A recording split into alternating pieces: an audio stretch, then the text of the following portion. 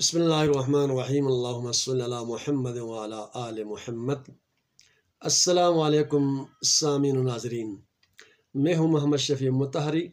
مرکز نور بخشا YouTube channel سے مخاطب ہوں۔ درس فقہ احوط سلسلہ وار قسط نمبر 2۔ جیسا کہ آپ سب کو معلوم ہے کہ ہر اتوار کے دن فقہ کا درس تسلسل کے ساتھ آپ کی خدمت میں پیش کرتا رہوں گا، اور یہ ویڈیو جو ہے انشاءاللہ تعالی رات 7 سے 7:30 کے درمیان اپلوڈ کیا جائے گا۔ تو درس اول میں جو ہے آپ کے خدمت میں فقہ احوط کے مختصر تعارف کے ساتھ جو ہے، جیسا کہ بتایا گیا 53 ابواب ہے، اس میں سے جو پہلا باب ہے باب الطہارت یعنی کہ پاکی کا بیان، اور یہ بھی آپ کو بتایا گیا ہے اور یہ ذہن نشین کر لیں کہ حضرت میر سید محمد نور بخش رحمۃ اللہ علیہ نے اس کتاب کی تصنیف کی جس کا نام ہے فقہ احوط۔ اور اس کی سب سے اہم خوبصورتی جو آپ کو پہلے بھی بتایا گیا تھا کہ تمام ابواب کے شروع میں قرآنی ایک آیت یا 2 آیت، بعض ابواب میں ایک آیت کے ساتھ ایک حدیث کو آپ نے نقل فرمایا ہے۔ شاذ و نادر 1-2 چپٹر میں ابواب میں جو ہے آپ نے بغیر آیا اور حدیث کے اپنے اجتہاد کو وہاں پر پیش کر کے اس چپٹر کو بیان کیا گیا ہے۔ تو باب الطہارت جو ہے پہلا جو باب ہے پاکی کا بیان، تو درس اول میں آپ کو جہاں تک کا سبق سٹارٹ کیا تھا اس سے آگے ہم چلتے ہیں۔ تو آپ کو بتایا گیا تھا کہ ہر چپٹر کے آغاز میں آپ نے قرآنی آیات کو لا کر اسی کی شرح کے اسی کی توضیح کیا ہے۔ تو باب الطہارت میں بھی آپ نے جو ہے 2 آیتوں کو یہاں پر لایا ہے۔ ایک تو یہی آیت جو سورہ بقرہ میں موجود ہے، ان اللہ یحب التوابین و یحب المتطہرین، اس آیت کو آپ نے یہاں پر سب سے پہلے اللہ کے کلام کو اس آیت کو نقل فرمایا۔ اس کے بعد فقہ احوط کو آپ نے شرح کرنے کا سلسلہ شروع کیا ہے۔ تو اس آیت کے بعد آپ نے مختصر طہارت کی اقسام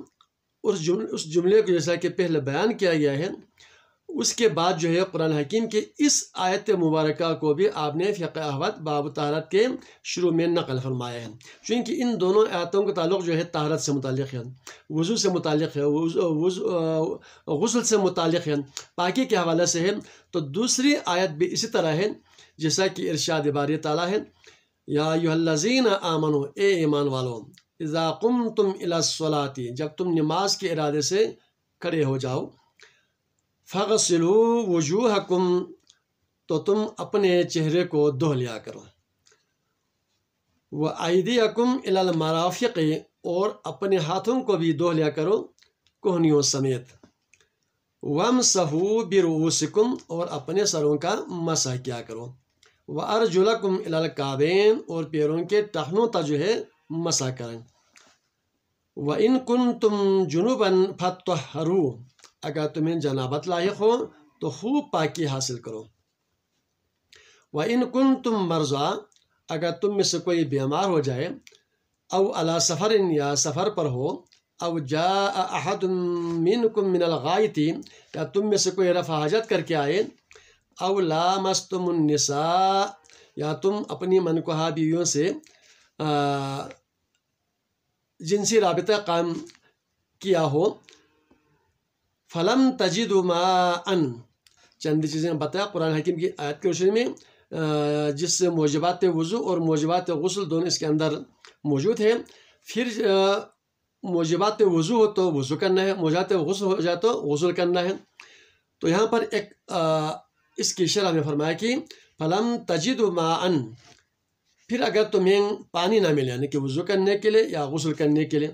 فَتَيَمَّمُوا صَعِيدًا طَيِّبًا، تو تم کسی پاک مٹی سے تیمم کیا کرو،